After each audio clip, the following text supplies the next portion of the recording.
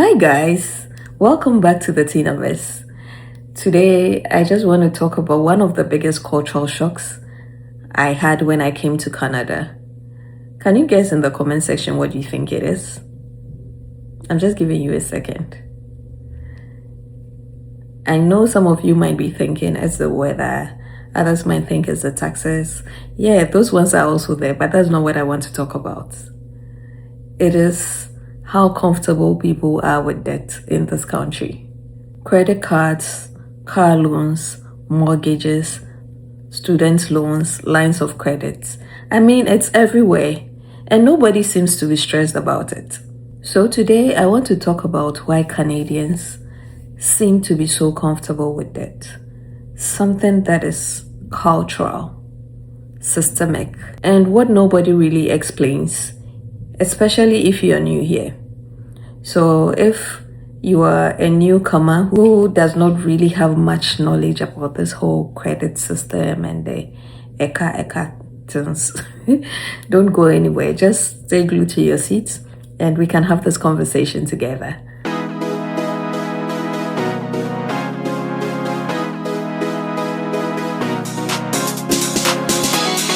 So I think the primary reason is that debt is normalized in the Canadian culture. In many cultures, debt is something you avoid. You save first and then you buy. Most of the time, even when you owe, it is seen as you being irresponsible. Especially from where I come from, I think that is the only African country that I can use as an example, or that is the part of the world where I've spent most of my formative years. So when I speak about it, I really know what I'm saying. In my country, for instance, if somebody wants a car, they save money, buy it in cash. If they want a house, they buy it. I think it is in recent times that people are beginning to buy mortgages and all that. But previously, people save money to buy the land and then they build it over the years. So you are even seen as an irresponsible person when it is known that you are owing. Wako free die. But here in Canada, debt isn't automatically seen as bad. It is a normal thing. Most adults have some form of debt. People grow up seeing their parents paying mortgages, students taking loans, cars being financed, so debt becomes a tool, not a failure. Hence, in this country, the question isn't do you have debt? The question rather is, are you managing it well? Another reason why Canadians are comfortable with debt is that credit here is a trust system and not a moral issue. Here, borrowing money isn't about immorality. It is just about building trust, because when you borrow the money and you can pay on time, you keep paying on time, it shows credibility and it shows that you can be trusted. The banks here don't really care about why you borrow the money. What they care about is, did you pay on time? Did you stay within limits? Or did you even keep your promise? So instead of asking, should I borrow? The system rather asks, can we trust you to borrow? And this really shifts how people emotionally relate to debt. The next reason is that monthly payments matter more than total costs. I think this hits really hard. One thing I noticed is that Canadians barely ask, how much does this cost? They rather ask, how much is the monthly payment? Because it is your monthly income that is going to suffer. Car loans is equal to monthly payments. Phone bills, monthly payments. Mortgage, monthly payments. So I think how much cost you incur in a month or how much bills you have to pay in the month depends on the amount of debt that you have incurred. So as long as the monthly payment fits into your budget, the debt feels manageable, even if the total cost is high. And I've noticed that this mindset most often makes the debt feel lighter. So why not be comfortable with it? From my personal experience, I think this point is a very important one, that a good credit score feels like security, because I have experienced it firsthand within my 2 years of staying in Canada. Here, your credit score is your power. It opens a lot of doors that you didn't think it will, such as better interest rates, easier approvals. I would say it basically gives you more options when it comes to emergencies. People tend to feel safer when they know they can borrow if needed. And at the end of the day, debt doesn't feel scary when you know you have access. So for many Canadians, credit is a safety net. If you are in Canada or any part of the Western world, let me know in the comment section what impact your credit score has had in your life, so that we can also learn from that.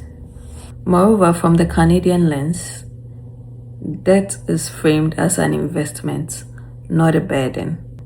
So it is most often linked to opportunity. For instance, they see student loans as future income, because if you go to borrow money to pay your school fees, at the end of the day, the aim is to get a good career in future so that you can earn more money. So it's like you are investing into your future. You see that? Mortgages are also seen as building equity. Things like car loans are seen as access to work. And when you go to work, what do? You get more money, Abby. So that is how they link all the dots. They don't just do it for the sake of, I want to borrow money, but they look at the outcome, and most of the time the outcomes are financial. Another example I can give is that when you have a credit card, there's flexibility, because you don't need to have funds in your account to spend. You have credit.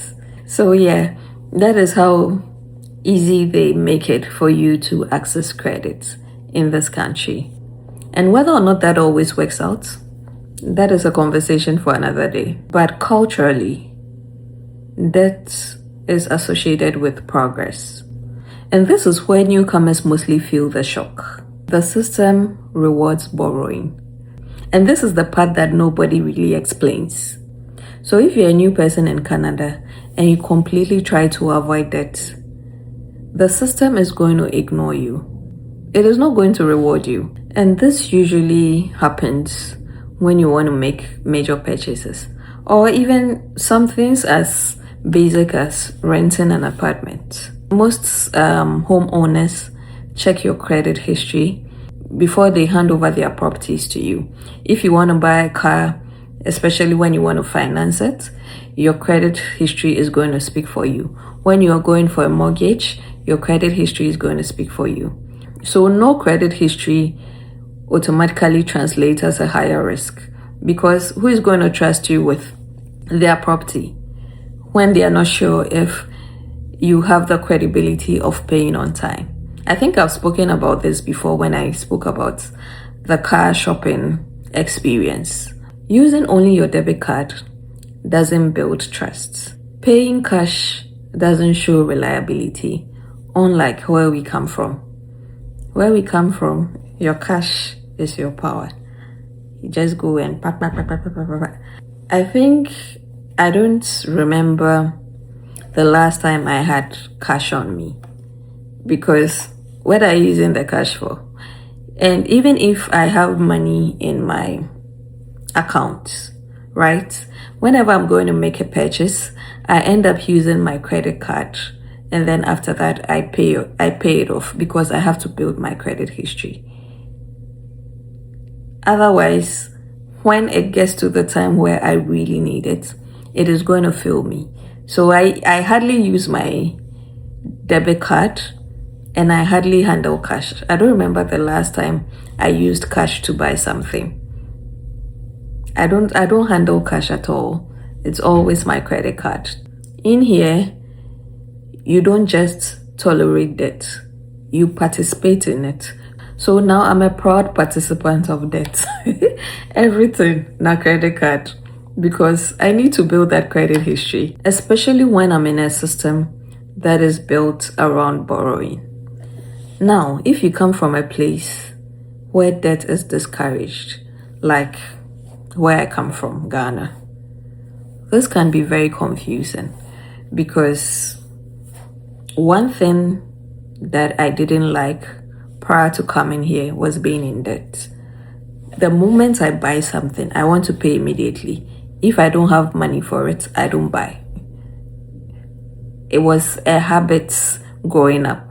So I had people who used to bring me clothes and bags at home, and they always liked to bring me stuff because they know that if only I buy anything from them, I'm going to pay immediately. And if I don't have money, I'm not touching anything of theirs. I never owed them for anything. So they really appreciated me as their customer. Our system back at home makes you feel irresponsible for buying things on credit. It makes you feel pressured to borrow just to survive. I mean, if you are in that net back at home, then you are branded as a poor person.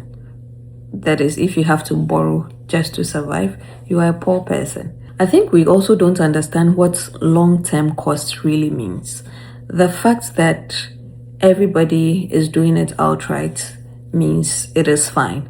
So if you want something, just take your cash, go pay, end of story. It is these mindsets that when people come here with, they end up falling into trouble for. And that is not because they were careless, but because nobody really explains it to them. If you are from a country where debt is a no-no, let me know in the comment section what you think about having debt and the whole long-term costs thing. Just let me know your opinions on that. And if you are also from that part of the world and you are in Canada, let me know in the comment section how that influenced your decision making. Did you get into any trouble before realizing that you needed to build your credit history, or you were lucky enough to be educated before you made any major financial decisions? Let's hear it down in the comment section. So yes, Canadians are comfortable with debt, and that comfort comes from culture, systems, and incentives. Understanding this doesn't mean you have to copy blindly. It just means you have to be intentional. Just use your credits. Use it when you have to. Don't fear it. But don't let that comfort turn into carelessness. So if you are new to Canada or still figuring it out, just know that you are not behind. You are learning, and that's powerful because knowledge is power. I'd like to know what surprised you the most about the debt culture in Canada down in the comment section. So let's make this very interactive. And don't forget to like, share, and hit the subscribe button if you haven't done that already. Until I come your way again next time, it's bye for now. Mwah.